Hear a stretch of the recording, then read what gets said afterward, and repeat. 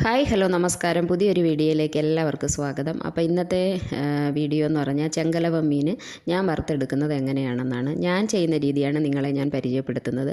അപ്പോൾ മീൻ ഞാൻ കൊണ്ടുവന്നതിന് ശേഷം ക്ലീൻ ചെയ്തു. അതിനകത്തേക്ക് 1 സ്പൂൺ മുളക് പൊടി ചേർത്തു, 1/4 സ്പൂൺ മഞ്ഞൾപ്പൊടി ചേർത്തു, ആവശ്യത്തിന് ഉപ്പ് ചേർത്തു.